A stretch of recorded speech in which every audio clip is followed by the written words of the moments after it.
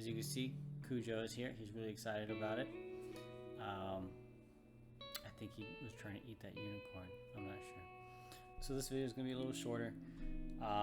Basically just covering a few different exercises that I think are really good for your quads without having to do squats.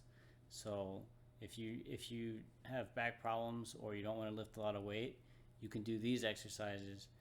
You'll get results that are comparable to like doing the squats that you should probably be doing, but if you can't do it anyway.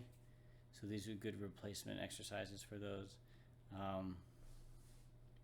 If you can't do an exercise because your range of motion is limited, or if you have pain in something, then don't do it. Do a different exercise, and that's what I do with this. So it seems to be working for now, and I'll adjust it later, but I think it's a good idea. So in the other video, I said that there's a study about how 6-second repetitions are more beneficial for growth.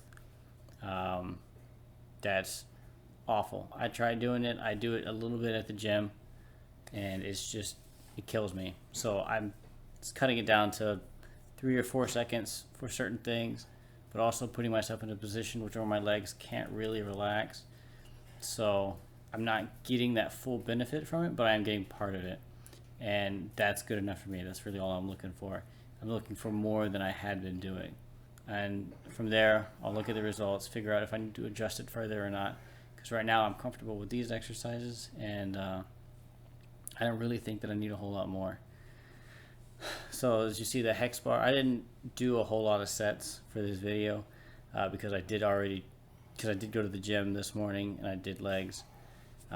So they're already like worked for today. So I did the hex bar deadlifts, which there's not a whole lot of range of motion, which is fine. I'm just trying to target the quads a little bit without fully straightening my legs, so that those quads are really stressed.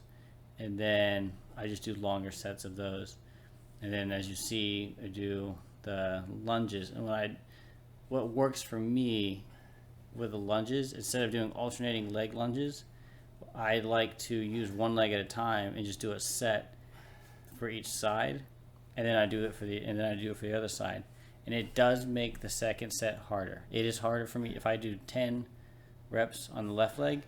When I start the right leg, it's hard to get to 10. Right? It's already more difficult.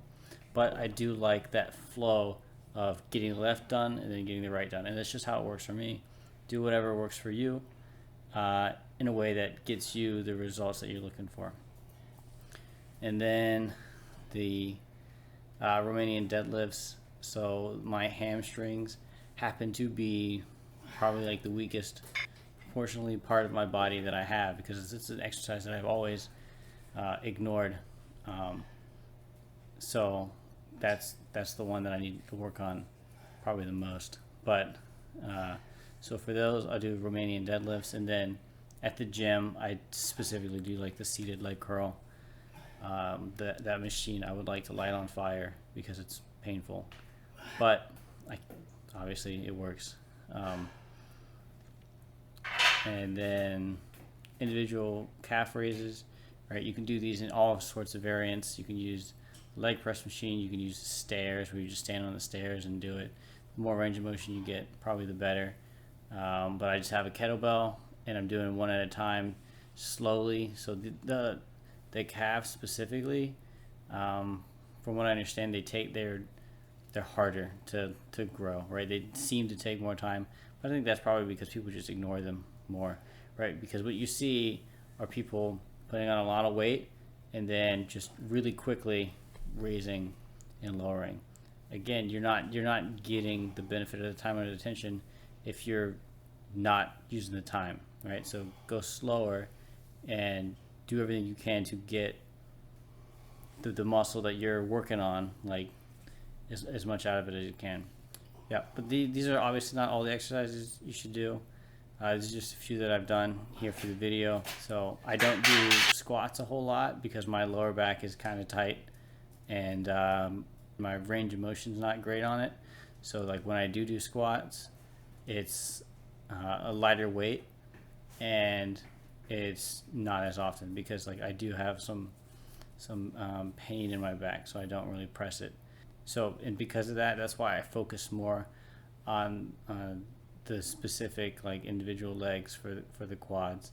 It's because I'm not getting that from the squats. I'm not getting the work done with squats very often. I mean, I'll do them, but it's not the same.